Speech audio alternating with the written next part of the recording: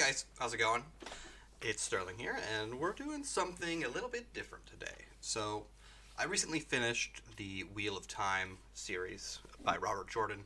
If you haven't read it yet, I would highly recommend it. And this is going to be sort of a book review tier list. So, without further ado, let's jump into our tier list. One thing I guess I should specify is I'm not going to be doing a new spring. So, we're going to start out with the beginning here. So, first book we've got is Eye of the World.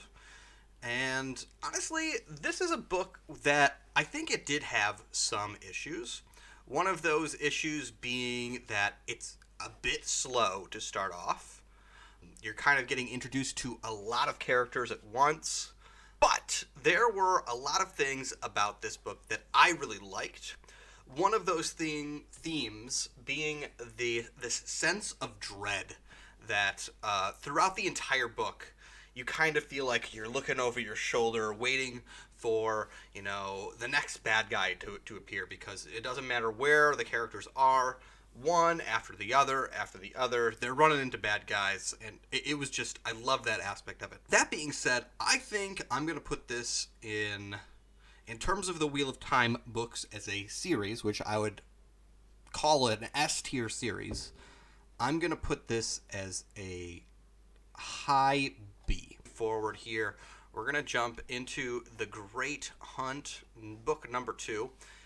And I'm not even going to lie, when I reread this series, this stood out for me as probably my favorite.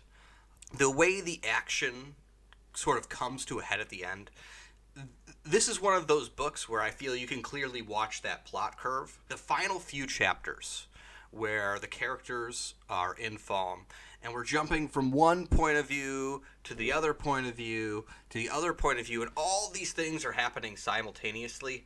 I was gripped. When I started reading those chapters, I could not stop.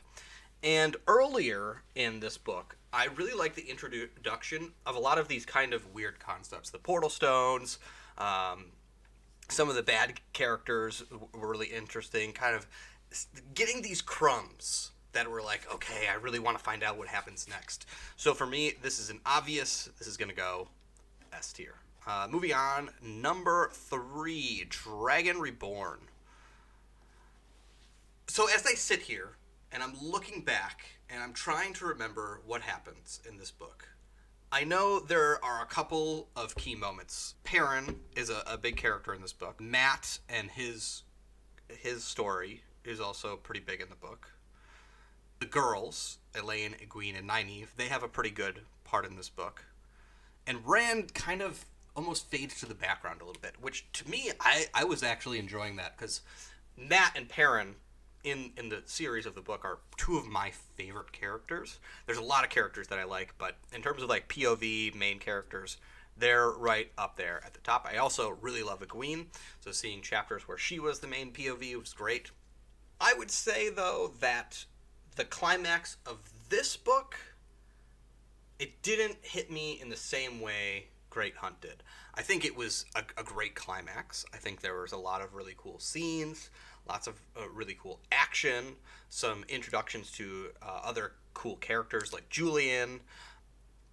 But the fight sequence where Rand is fighting, it felt like hard to follow, to be honest. I don't think the author gave us enough information about what was happening. When you look back on this book and you understand what was happening, that was great. But in the moment, you're kind of like, I was definitely, what's going on? So this is going to go, I think I'm actually going to put this in C tier for me. This was not one of my favorites. Not a ton of super memorable moments. All right, next we have got Shadow Rising, which this was another one I really enjoyed. I think I can kind of compare this to like Empire Strikes Back or Goblet of Fire in Harry Potter, where for a while it seems like things are going good, and then things get sketchy. There's a lot of like trouble at home. The whole the chapters involving Perrin, Those were some of my favorite in the entire series in this book. It kind of gave me like the rebels in in Star Wars. I got that vibe. He's hiding, he's hitting and running. They're doing this. They're doing everything they can to stop these forces of shadow that he's facing off there.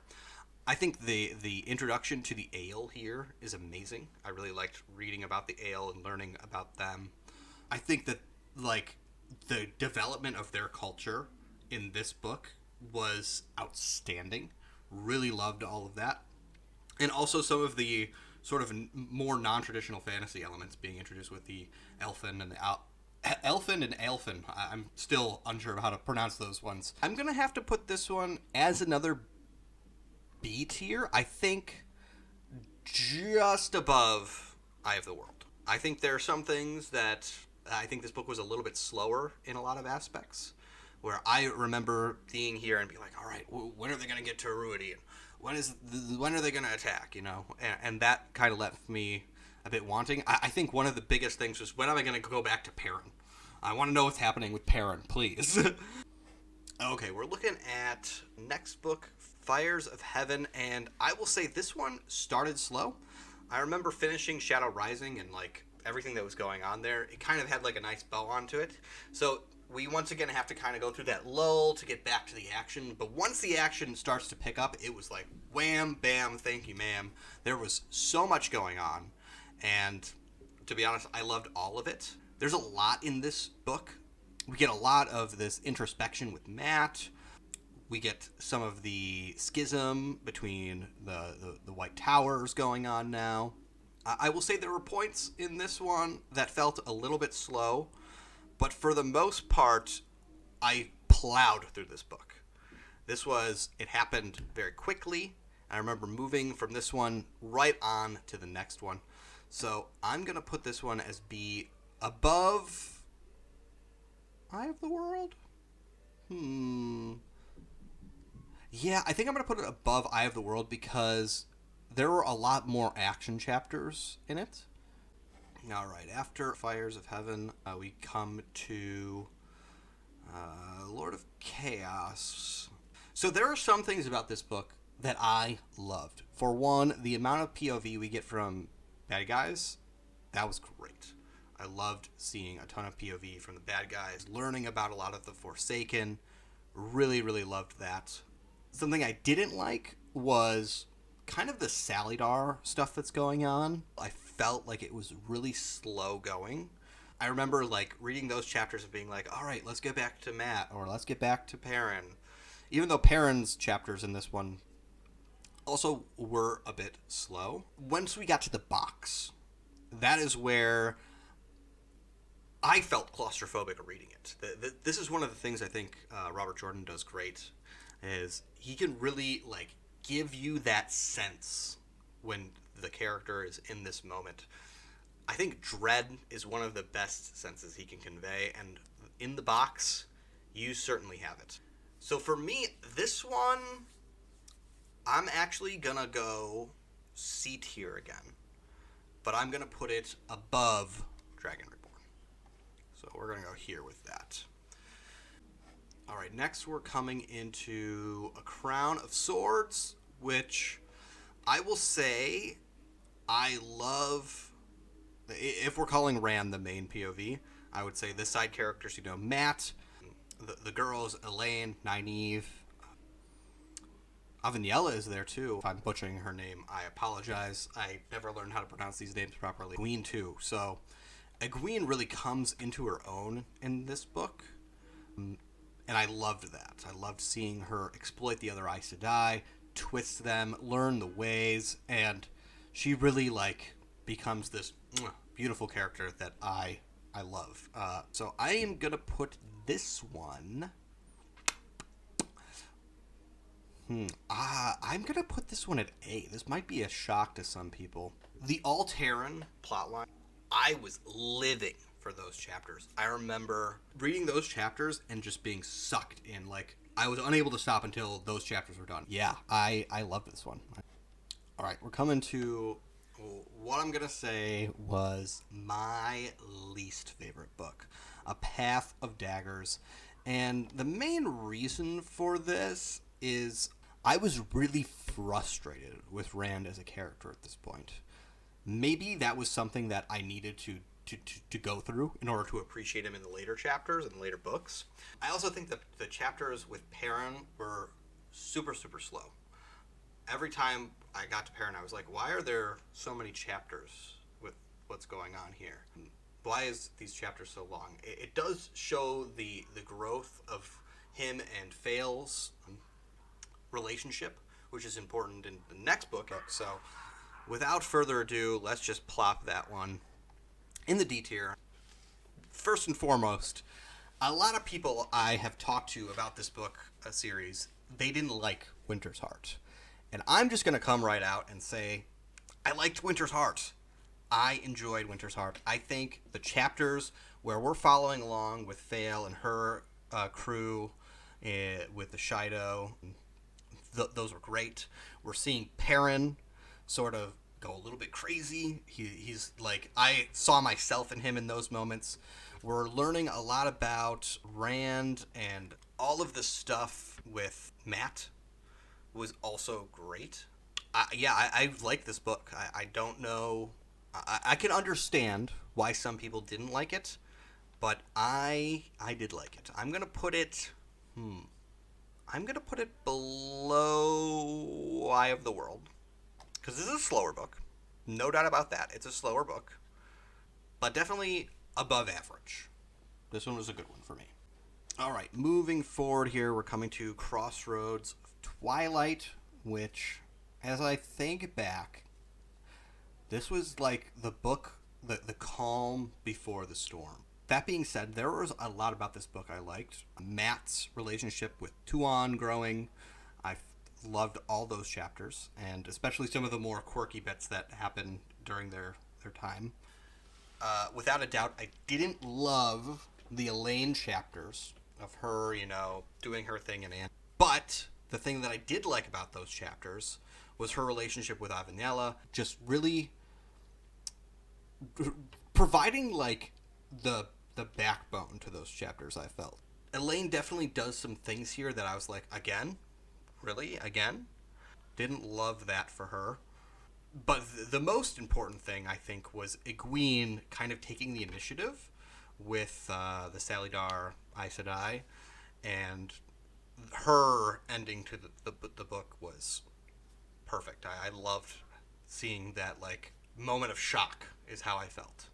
So I'm going to put this one as B tier as well, but I am going to put it below Winter's Heart. Both of these books slow down quite a bit, but it's important. If Winter's Heart and Crossroads of Twilight were the calm before the storm, A Knife of Dreams was basically that first breeze that you get when you can smell the rain on the air, and you just know that things are about to take a really big turn. This one, the chapters with Matt, amazing. The chapters with Egwene, great. I love her resilience. Awesome chapters. Rand's chapters, I was kind of breezing through until the end when things really, took a turn. That was great, I think. And yeah, I'm going to have to put this one as the highest B tier book for me. Or Shadow Rising or Knife of Dreams, because they both have similar vibes. I'm going to put it below Shadow Rising. Or, you know what? I'm going to put it above Shadow Rising for the thing that Matt does in the village of Hinterstep, which, if you know, you know. All right? Because that really got me going. All right, I loved that whole thing. Coming to the realization, it was just like, what? Great. Love that. All right, next we've got The Gathering Storm. We're really looking at Rand and Egwene here. The other characters we're only seeing a little bit of. And I will say, undoubtedly, Egwene's chapters were much better than Rand's. Rand is kind of in this brooding, antisocial, very, icky stage that it was hard to relate to the character, I think. At least for me, him just kind of stonewalling himself off to emotion. I was like, ugh, this doesn't make me feel good. But Egwene being like this resilient, this rock in the stream, holding herself in the White Tower, and then eventually at the end there where she is, fighting back the bad dudes there. Really, really, really loved Egwene's chapters. I'm going to put this one as A tier, but it's going to go below A Crown of Swords. Towers of Midnight. Now this is a book, man. This book, Brandon Sanderson killed it with this one. I don't even know where to begin with this book. We've got Perrin being a badass, handling things where it was like, I know he's going to do the right thing. I know this is going to work out. And just proving to the readers and me that he is one of the best people in the story. He is just such an honest bloke, as some would say. Love, love, love Perrin's chapters. Matt doing his thing, Aelfin, discovering Jane Farstrider. My God, the reuniting of Matt and Perrin was a great little scene. I also think that Egwene's chapters in this one are very, very strong, especially as we come to the climax at the end with Perrin and Egwene and the Wise Ones and the Aes Sedai and the Forsaken and this and that and the other thing. It was just amazing. Absolutely incredible. Really, really liked this book. This is going to be my next S tier book. It's going to go below Great Hunt, but definitely my second most favorite book in the series. And that brings us to our final book, Memory of Light. And where am I going to put this? Man, this is just such, not in B tier, that's for sure, such a great book. There were so many things that I liked about this book. The reveal about the Great Commanders, Matt, and his uncanniness, Elaine, and her kind of blossoming into this queen and this real leader of people. I think she does that in some of the earlier books as well, but this is the one where she's in the forefront, she's in control. She's someone that Rand trusts, and she's doing her thing. Rand being cool. I think some of his chapters are a little bit obscure. I think they're kind of a little bit hard to understand and visualize and imagine, but really cool. I reread a couple of the chapters with that, and that really helped with my understanding of it. The fight on the mountains of Doom and near the prison with all the characters that are there, incredible, absolutely incredible. Yeah. There's not too much bad to say about this book. This is one of those books that when I started reading it, I think I read this book in like 2 or 3 days because I just couldn't stop. I literally couldn't stop. There's so much action. There's so much going on. There's so many like great moments. There's so many reveals. Lots of misdirection by Sanderson, where you're thinking like, oh, we're on the ropes. We're really on the ropes. And you feel for the characters, Lan especially, and the forces of light in general. Perrin's chapters, being a wolf god that he is. Oh, it was so good to get that revenge for him. Just, I'm leaving it an S. Definitely gonna be an S tier for me. All I want to do now is thank you for watching. If you read The Wheel of Time and you have some opinions about my rating, feel free to drop me a comment. I'd love to hear your opinions. If you haven't read The Wheel of Time yet, I would recommend doing that. It's going to be an endeavor. I think it took me about 4 months to read through the entire series. But if you're an apt reader and you're spending a lot of time, before bed reading, you'll get through it pretty quick. So would highly, highly, highly recommend. This is by far my favorite fantasy series. I think, it's a tragedy that Jordan passed before he could complete it. But Sanderson really, he nailed it with those final 3 books. I haven't read much of Sanderson. outside of City of Mists. Um, is it City of Mist or Mistborn? I forget what it is. I think it's Mistborn. But the way that he was able to convey the same feeling, really carry the characters and the writing style of Robert Jordan through the end here, hats off to him. I don't think I could do that. I couldn't copy someone in that manner. But it was incredible journey. Love that series. And with that, I will bid you guys adieu.